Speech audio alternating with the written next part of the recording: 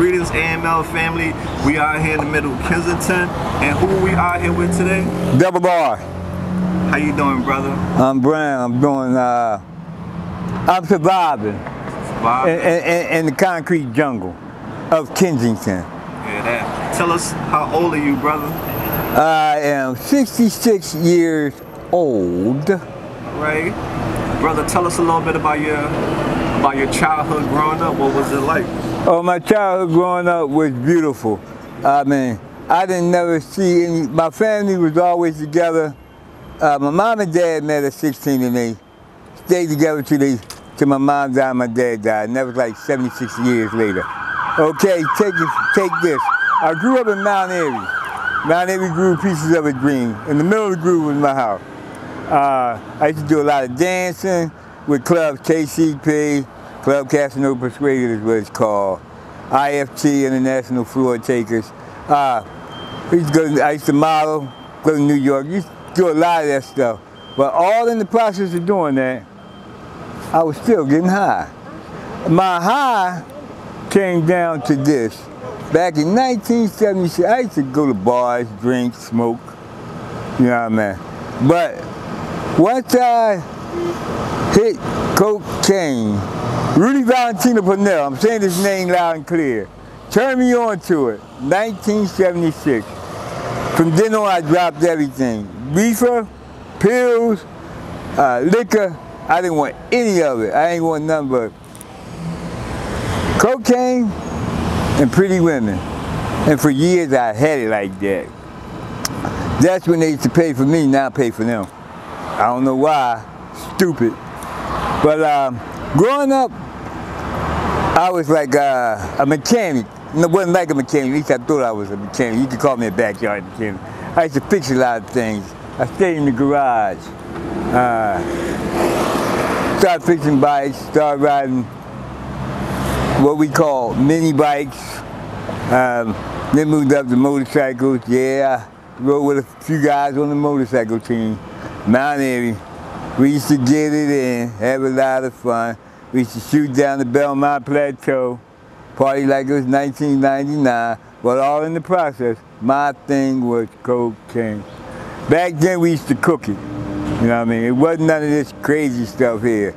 Ace and Burks is when you could start buying and cook, but it wasn't made out for the black man. Because back when I was coming up, black man, as they say, couldn't afford it, you know what I mean? It's a white man's drug. But Rudy Valentino Purnell turned me on to something that was really blew my mind. Due to the fact they own stores. One store across the street from the other. On Upstone Street, they know me well. Okay, I'm not a joke when it comes to that. I used to party like it was 1999, end of the world, every day. I was not kidding. Still to today, I do me. I don't know what it is, how I lived to be this age, and still looking good. But you know, I could look a lot better, be a lot better, but that's besides the point right now. Point is that I'm speaking of my upbringing. Okay, I was in the military. Yes, it was, you know what I mean. Didn't last long, because I went in the military to, as they say, kill people. You understand? This is my rifle, this is my gun, all that kind of stuff. That was real for me. When I got in the war, we wasn't fighting. So, you know what I mean? I was really, you know what I mean? Still addicted to cocaine, still running around the military base trying to get off that shit in basic training, acting like an asshole. But you know what I mean? You were able to get away with things that you never believed you would. And I'm not gonna go down that road on the military thing. But besides that, I just haven't really put the brakes on. Like, I lived in Lebanon County, okay? 1999, I moved to Lebanon County. My dad had a big house. He was an asbestos worker. Well, you might as well say it's mansion. Still got it to this day if I want to move back in it. But that's not the point. I was surrounded by people who smile in your face and want to stab you in the back. Because see, Lebanon County, white folks didn't want to buy the drugs. They wanted you to go get the drugs for them. So they had no problem getting you $5,000, $6,000, $7,000, get an ounce. they did not play where I came from. But the cops always told me, because I did not drink, and I would be outside the bar, they said, you know what? We're going to do you due to the fact this is our town, and we do what we want to do. See, living in Lebanon County, if you look on your phone, every 4th of July, the Ku Klux Klan in Lebanon County walks from the municipal building through the town, Cumberland Street through the town. Now, if that don't tell you this is our town, and that we do what we want to do, and Mr. Robinson, we might not catch you with nothing, but if all I got to say is you got it, or you had it, and you will not get a jury of your peers, because this is our town. Just like when I got a lawyer from Hershey, $2,000 for the preliminary hearing, right? Because I knew I was sharp, I had it going on, this, that, and other. And I just thought that, you know what I mean, as long as they ain't catch me, I didn't give a F, so you know what I mean, I didn't care, you know what I mean. But like they said, if we want to pin something on you, you're pinned. This is our town. Now watch what I say here. In the preliminary hearing, I had to take up for my attorney $2,000 on a preliminary hearing, and I had to take up for her because, like the what they call them, parole, not parole, attorneys, cheap ass attorneys, okay, that they appointed you, told me, man, you got her, you're done. They offered me 27 months. I said, but one thing for certain, two things for sure, Mr. Robinson didn't get caught with drugs. Mr. Robinson didn't get with a 6'4", 260 pound, very well shaped, white, I ain't gonna say, but for real, white asshole. Due to the fact, he sat up in the courtroom at trial with his buddy sitting next to him. I was the only black guy in the courtroom, and just pointed at me and laughed, like, I told you, you're going down. I got 11 years for something that was, I got 3.5 to 11 for something that was, what they say, where's the cocaine at? And it wasn't bigger than the pinhead, and they said we had to take the rest of it to have it diagnosed, broke down, this, that, and that. Bunch of bullshit. The judge even said, where's it at? I said, where's it at? Because it was unbelievable. But you know what I mean? It's dead town. But let me go back a little bit. Opening statements from the DA. Because I've heard deep down inside about this, but it has nothing to do with me getting high. The DA said, Mr. Robinson came to our town to sell drugs. And I hit my attorney, I shoved my attorney, right? And he said they can say what they want to say, it don't matter. I said, no, they can't. And the judge said, quiet. I could not believe they would allow, my attorney would allow them to say something else, instead of saying objection or something. But I knew from then on out, I was going down. I even got on the stand and I said to the judge, I don't know this guy, he don't know me, we never got together before in life. I don't know who mistaken identity is, but it was not me. With him, judge said, Mr. Robinson, you can step down. Never gave me the, where is his name? Lebanon County, Trabolini, Judge Trabolini. Trabolini even told me, he said, Mr. Robinson, you'll never max out 11 years. I just looked at him like, y'all stabbed me in the back, no big deal, I could kill that. See, to the day, if you talk to one of them people in Lebanon, Harrisburg was my parole to, they'll tell you, they never met nobody like me. Because you can put an ankle bracelet on me, I'm coming and going as I please. I was I never stopped getting high. They begged me. I got out of jail 3.5 years on a 3 to 11. Listen to me very closely. Went to Lamington County. Called my parole officer. Called him. Every hour in the hour from about 3 o'clock to about 6 o'clock. I said, oh, this rascal's off the chain. Okay, so it's party time for Double R. Double R from 6 o'clock till Monday morning. Because I wasn't going back to jail without having sex. You can forget that. And drugs wasn't no problem. Party like it was 1999. And Monday morning when I went home, my father said, how you doing? Went up to my room, laid down in the bed, phone rang, answered the phone. He said, my parole officer said, Mr. Robinson. I said, yeah. He said, you know you're supposed to be, I said, parole's in Harrisburg. You know you're supposed to be in Harrisburg. I said, yeah, well, I ain't got no way to Harrisburg. I ain't got no car or nothing. Right? He said, well, you better find a way to get here or you're going back to jail. I said, well, ain't no place I ain't been. You know, you ain't saying nothing to me. And another thing, I've been trying to call you. He told me I don't have to answer your phone call. I said, well, I don't have to come to Harrisburg. Hung the phone up on him.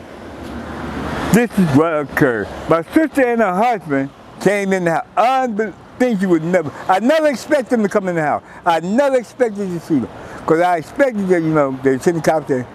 If I was still in bed, I was going to jail. No big deal. They took me to Harrisburg. Head of parole comes out. My sister introduced me. She said, come on in, Mr. Robinson. You're Mr. Robinson. I said, yeah, Mr. Robinson. She said, yeah, we heard you wasn't coming. I said, well, they surprised me and came in, walked in and said, oh, Mr. Robinson here. How you doing? How everybody else doing? You know, they take you through all the formats they got. But let's see. Were you getting high? Was I getting high? I said, if I piss in the cup, it's gonna fall through the cup. You don't want to give me no cup. Oh, they started rolling. I said, I'm serious. I said, from 6 o'clock to Monday morning, Double R did nothing but get high and do women. I had plenty of women, plenty of drugs, plenty of fun. I wasn't going back to jail in a week's time without having sex. Unbelievable. I got a story to tell. You know what? If I had to have pictures, I got pictures on the camera. You know, I'm not joking with you. The other people, they was cracking up. They was rolling. They tell you we never seen nothing like this before now. Now, pissed in the cup. Because I had to piss in the cup anyway. I remember when black people couldn't come to Kensington, Frankfurt and Erie, it's on like popcorn. The wine, I mean, this is my brother's time and era. It was war. I declared war. But drugs hit them white folks, and boy, oh boy, it changed everything. But back to what I was saying about Judge Trabolini. Till the motherfucking, till the day, I can say his name loud and clear because he said, Mr. Robinson, you're not gonna max out. And there's no way you're gonna max out 11 years. I caught 3 new cases in the process, messing with hookers, as you call. Confidential informant hookers. I ran into a confidential informant hooker, went to jail. No, didn't go to jail. When I went to court, I'm gonna break it down real quick. The judge said, what did Mr. Robinson have on him? He said he didn't have it on him, he had it on the windowsill. He says, who was there with Mr. Robinson? They said 2 more people. He said, where them 2 more people at? He said, they're not here. Why aren't they here? Because I didn't lock them up. Get Mr. Robinson out of this courtroom. How dare you bring something like this in my courtroom? You lock this man up and then lock, what is wrong with you? We're going to have a talk. Boy, oh boy, oh boy. I mean, I can tell you some stuff, man. This is unbelievable. People will not understand that. What was it like being locked up for Mr. Robinson, the good and the bad? What did you learn? What did I learn about being locked up? Well, this is what occurred. I stayed in the law library. That's why I said I could be a lawyer. Nothing slow about me. I stayed in the law library. When I was in the law library, I was running track or I was working in the bakery. period. I stayed on them. I stayed on that track all the time. Never changed. I think I went through every law book in the law library. So do you think jail released you under good circumstances or bad circumstances? Look here, I was never supposed to be in jail. I was never with this undercover cop. It never occurred. What I'm trying to tell you something. The men's is shaking. Okay. Out here, all right. What I'm trying to tell you is, when they told me this is our town and we do what we want to do, it never happened. Me and this cop never got together and bought no $10 worth of this, that, no. When the people I was dealing with did thousands. Okay. Period. I went through 2 appeals, went back to court. Didn't really get back to court because like they rough ride, they play games. And when it comes to your appeal, you think that your appeal went to Superior Court, this, that, and other. They put shit together, send it to you. You better wake up and smell the coffee, people. These people ain't slow for nothing. And they laughing at you. And they laughed at me and said, well, this one thinks he's smart. Nah, I wasn't smart. I was just one who knew better. That's all. Can I ask you some questions, Mr. You can Robinson? ask me anything you like. We're going to wrap things up. Yes, Mr. Robinson, sir. how long have you been out here now in Kensington on the streets? On the streets of Kensington, I moved to Kensington. I've been on the streets of Kensington about 6 years, 5, 6 years. Well, what's your living status now? Oh, I'm good. You have a place? Yeah, I live up Mingo. I'm up there where they pay money, in a brand new house, where they pay money. And what do you do for work, Mr. Robinson? I work in a restaurant. If you ever think about it, stop down there, it's called the Pepper Pie, across the street from the emergency room, Temple Emergency.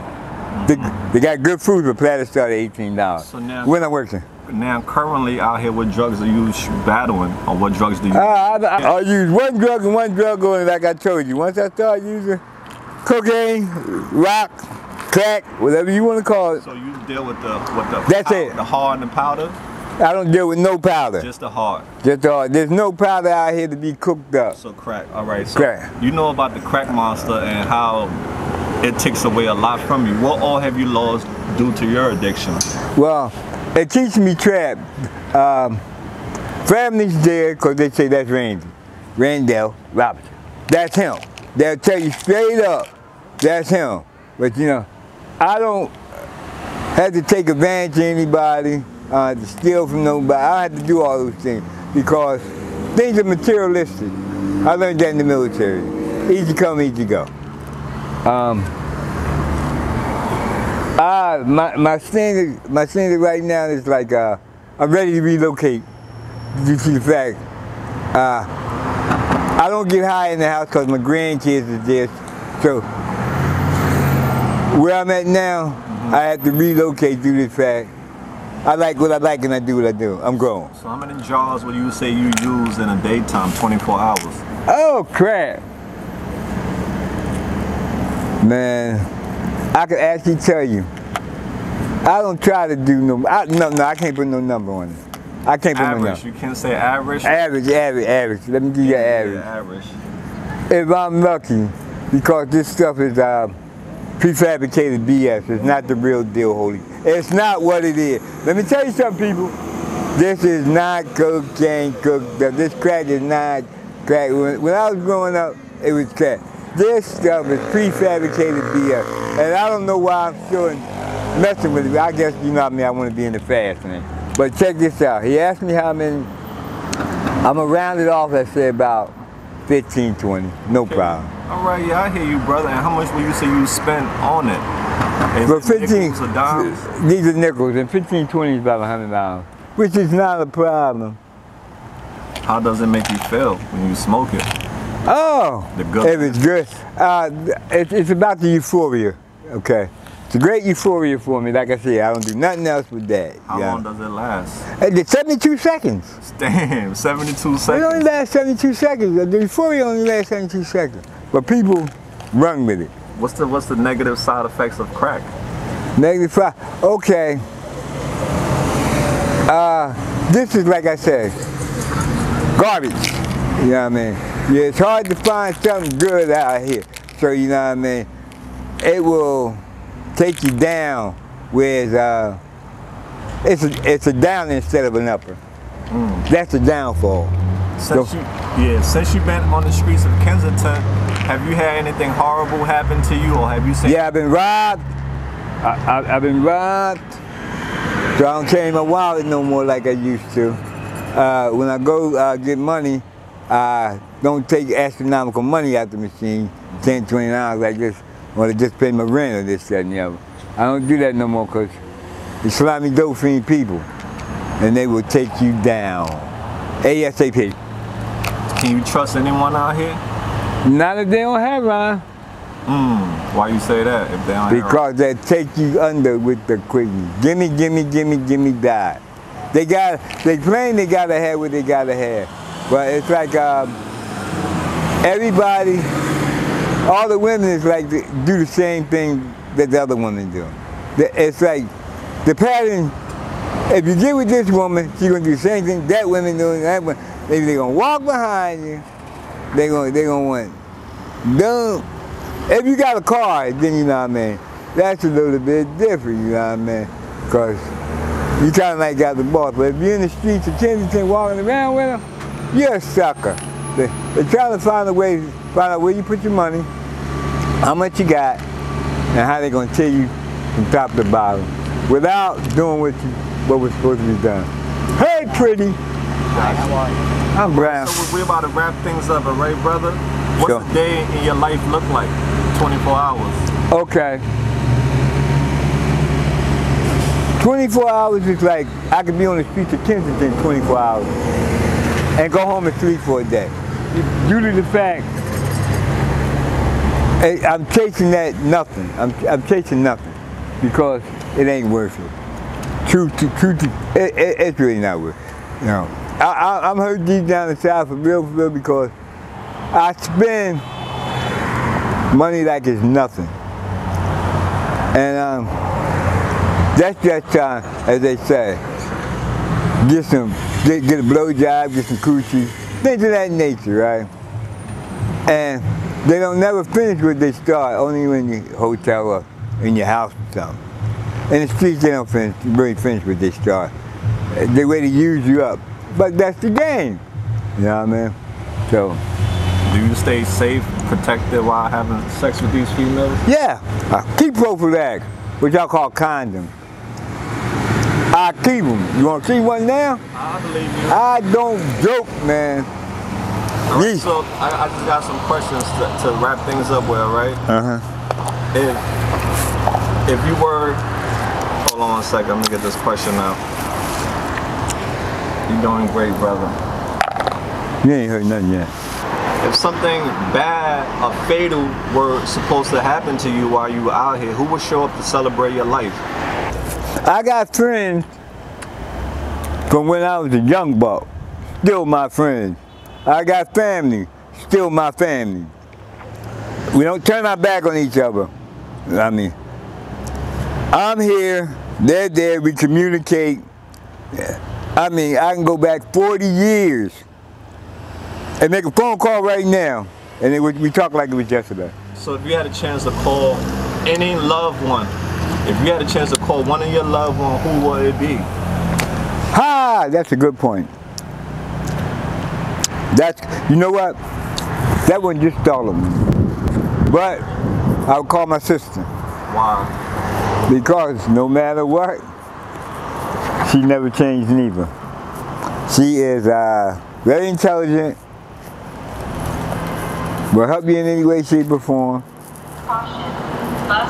And will hang the phone up on you because she knows you're bullshit. She's a good girl. I love her. They tell me communication. They tell me dress. I dress. They tell me I'm kind, I'm nice, and all that. That's just to get what they want when they want it. What are your worst qualities? Not handling business like I'm supposed to be handling business. I mean, seriously speaking, people, you might as well call me a nut, a sucker, because I got the talent and skills to just go do, but I don't want to. I'm sorry. At my age, you know what I mean? I'm 66 years old. Been there, done that. You know what I mean? And I'm gonna do it again. Like I said, once I relocate again, I'm gonna find something to take my time up. But you know, and get a good woman, because like they say, I'm gonna tell you, and this shit is real. Two ass can't live in the same house. Using, that ain't gonna work. If you could go to rehab today, would you? You know what? I go just, you know what I mean, talk the talk and walk the walk. Because seriously speaking, everybody needs time out, time away. Everybody do, you know what I mean? And when I look at the young bucks and they think they're clever and they're getting over this, that, because they're doing perks and they're doing this, that. I just say, well, wow, been there, done that, and I can't smoke weed. I can't do none of that. I can't. I take 2 totes of weed and I'm high for 8 hours. What do you miss most about being sober?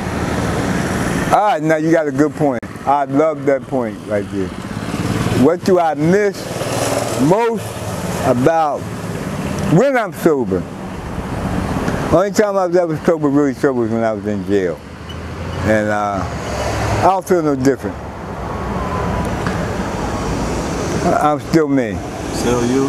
Yeah. Do you ever think that you'll ever stop smoking crack? I was told by a family member of mine, one day he'll stop when he feels like it. He'll stop. But I think we might have had this conversation about 5 or 6 minutes ago, and I meant to say this. I was loving that shit like I love drinking, as they say, ice cold iced tea. Ice cold black cherry soda. I love it like that. That's how much I love it. As I say, I make it clear, point blank and direct. I look like, if you connect the dots, like when you drink water every day, and you need water to survive. That's how much I love it. What are you afraid of? What are your fears in life? I'm afraid of these people walking around who you think they sane and they insane. You never know what they're going to do at any given time. I've seen some stuff on the streets of Kensington people would not believe. Like what? One. I've seen somebody dead in the back of a car.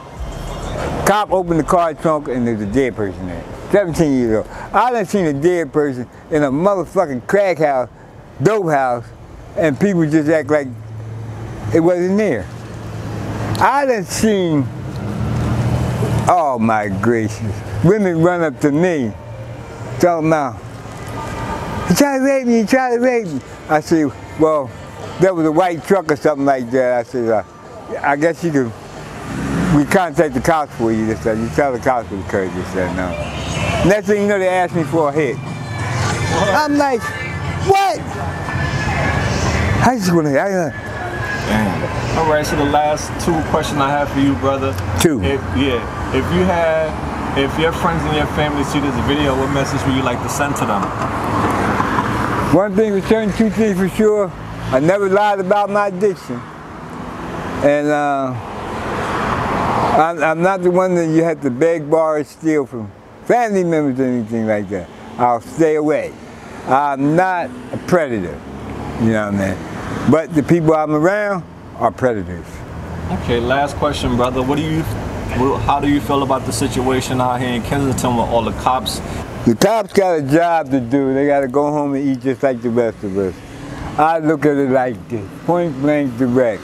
They walk up on the folks and they shoot and they take the needle, step on it. They take the pipe, step on it. Where I come from, Lebanon County, you get caught with you get caught with a needle, paraphernalia 6 months. You get caught with a pipe, paraphernalia 6 months. I mean, they will throw your ass under the motherfucking jail. You know what I mean? You get caught with an empty bag, paraphernalia. See, I come from the real world, you know what I mean? Whereas those cops will lock your ass up for top paper in Lebanon County and we ain't got tobacco. That's how simple it is. Jail or full. Okay, brother, thank you so much for your time. We're going to stay connected with you, brother. And before we take flight, if people want to reach out to you, do you have an email or way for them to write you? At this time, you know, you see my face, I'm on Candy Canvas. So you know what I mean? All that email and all that this, that, and other. Right now I'm in Kensington. You walk up on me and say, damn, I've seen your face, I heard the conversation. That's, you know what I mean? That's real. Keep it real. And I'll chat with you, you know, I'll tell you. But that don't mean I'm going to kiss down and tell you I ain't doing something, and I'm doing it. Keeping it real, brother, that's it. Yeah, I mean, I survived to be this age with you. Right. The world will keep him in our prayers. Please do. Please do. And we'll stay connected. Father, Sons, Virgin Mary, Jesus Christ. Hallelujah, hallelujah, hallelujah. That's real. He's one of us now. All right. I've been one of y'all. What are you talking about? I never changed. AML family for life, all right? So don't be bitter, be better. Until next time, we out there. Peace out.